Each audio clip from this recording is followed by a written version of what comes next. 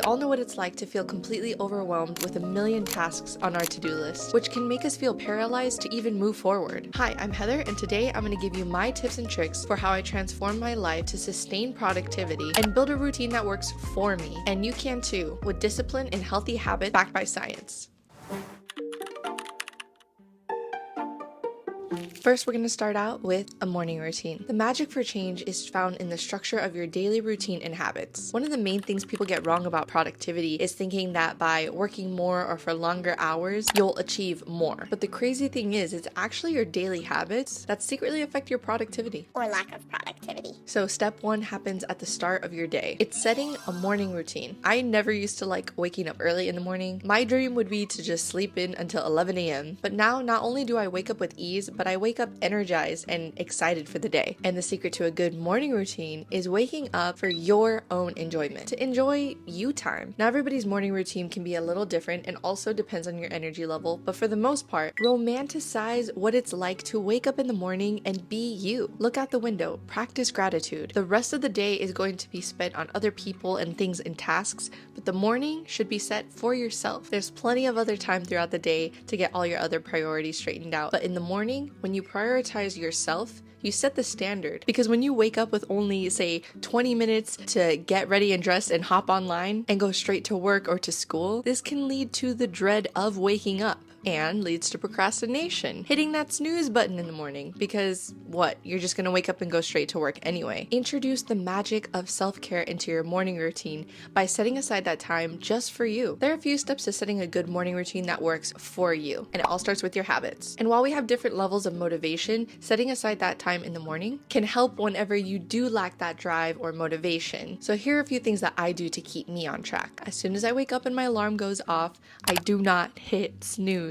No snoozing, and bonus points if you keep your phone across the room or somewhere where you need to actually stand up and go and turn it off. Next, a non-negotiable for me is making my bed in the morning. It makes my room feel so much more clean and open, and it really does make me feel accomplished first thing in the morning. We're respecting our space, we're feeling good, we've done something for ourselves, and we've accomplished a task, so go us. 3 is I do not go on social media for the first hour after I wake up. By avoiding social media, that also ensures that I am focusing on myself. It allows you to be more present and with yourself. Lack of focus on yourself, for example, waking up and going straight to social media, can lead to more stress and headaches and increased levels of comparison and worthlessness. Instead, use your morning to practice that main character energy. Put on your favorite songs, start dancing around while you make your bed, and get some water in your system, and really enjoy the time doing it. You can wake up with low, mid, or high level energy, so the tasks that I complete after that are very dependent on how I feel that morning. If I'm feeling more lower energy, I'll start off with a meditation, maybe a matcha and some reading in the morning. And on the days that I have a higher energy and I wake up ready to go, I'll strap on my shoes and get some type of movement in for the day. That could be a hot girl walk outside, a walk upstairs on the treadmill, or a full body workout at the gym. Set a morning routine based on your energy levels and also listen to your body.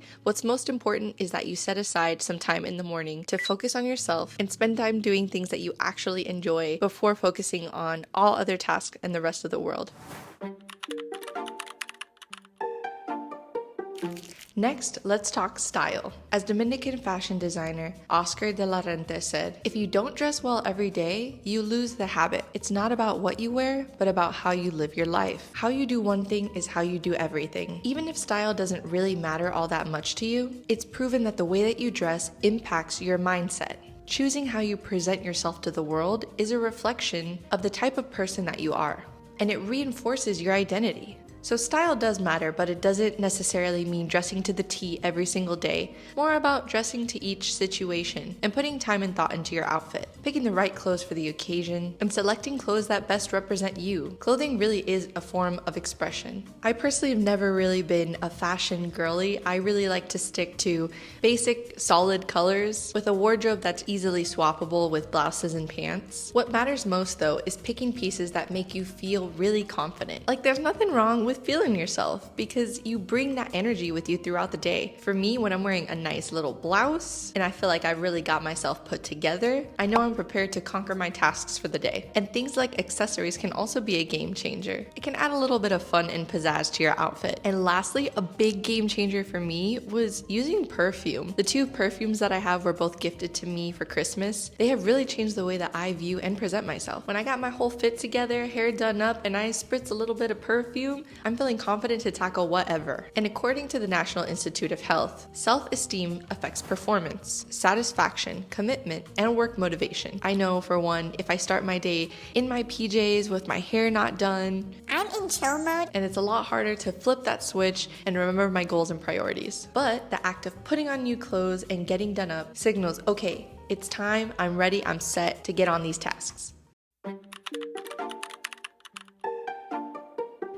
Next up is ditch the complaints. How many times have we said to ourselves that we can't be more productive because it's because my boss put me in a bad mood. Do you know what she did again today? There just isn't enough time in the day. Let me tell you about this long line at the post office. There's a huge difference between constructive criticism that gets you going and moves you forward versus complaints just to complain. Now, complaining actually releases cortisol, the stress hormone, which impairs your immune system and increases blood pressure. And if that doesn't motivate you, just know that complaining will make you dumb. Okay, maybe not dumb, but over time, MRI scans show that constant complaining can lead to shrinking of the hippocampus, the region in your brain responsible for cognitive functioning. So remember that the next time you complain. It really is the opposite of productivity, because rather than moving forward from the situation, you continue to keep the bad move, bad vibe, bad energy in your present moment by complaining. Whatever it is that you're complaining about is in the past, or if it's a continued problem, then instead you should be focusing on what you can do to change it. Maybe you need to be direct with someone to solve it. Do you need to search for a different job? Do you need to improve your time management? Not to mention, complaining not only affects you, but the people around you. Complaining to others spreads that stress to others that just want you to be okay, because usually the people we're complaining to often want the best for us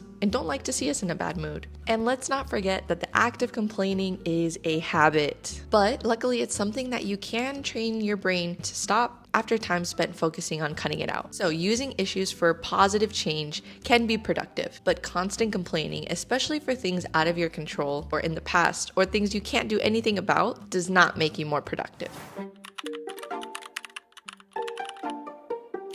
Now next up, and this is a secret life hack that really changed my life once I found it out, is working in flow state. Now flow is something you've probably experienced without knowing it. Flow is when you have that feeling that you've lost track of time, you're not looking at the clock, and you're just present and in the moment. Time is just flying. You're just having so much fun and really in the zone. And that's what it feels like to be present and in the moment. So channeling flow state can happen while you're working or doing something fun. And I found that finding purpose and motivation can be easy when you start adding this flow state consistently into your day. So the life hack is balancing the flow state for work and flow state for fun and interchanging them throughout your day. It's very important to check in with yourself and your energy levels to help determine how to set your flow state. If you wake up energized and pumped, then maybe the flow state is going to the gym in the morning. If you have some downtime during your lunch break, maybe the flow state is deciding to pick up a book that you've really been enjoying recently and just zone in. Or maybe you achieve flow state at the end of the day when you're walking your dog and listening to your favorite podcast or calling your mom on the phone. Write a list of things that you enjoy doing that put you in that flow, meditative, zoned in state, and then spread those out throughout your day. There's so much power in routine that's not just centered around doing work, balancing fun and work together. We can also get so invested in our own lives that we can forget to schedule time to connect with others, give them a call, plan a lunch, socialize, make time for hobbies, take small steps towards our larger personal goals. And doing these things consistently daily, although the tasks change, can have a drastic effect on our overall mood because we're relying a lot less on outside circumstances and more on ourselves and what we can do, elevate our mood, stay there, and in turn become more productive. and this one is extremely important, if not the most important, is getting proper sleep. Sometimes it really is the simplest tasks that have the greatest effect. I know when I don't get enough sleep, I am like a zombie throughout the day. I forget things more often, I fumble my words, and I'm not very present or forward thinking. Sleep helps improve your mood, your cognition, and getting enough sleep makes sure that you're not overstressing yourself. This is one of those simple self-care habits that, when done consistently, getting 7 to 9 hours of sleep a night truly prepares you for the next day in a way that nothing else will. This is the foundation of being productive. Also, according to the American Psychological Association, too little shut-eye has been linked to increased risk of car crashes, poor work performance, and problems with mood and relationships. It improves concentration and performance, and getting enough sleep is the groundwork for other habits and tasks that you want to get accomplished. When you have confidence in yourself and you're prioritizing what's most important to you, as well as having the confidence and sleep to take on anything, there's no goal too large that you can't accomplish. Those are the different tasks and tips that I've got for you, the secrets that genuinely helped me change my life and turn it around. So here's to being productive. I wish you the best. I hope you learned a little bit today, and I'll see you in the next one.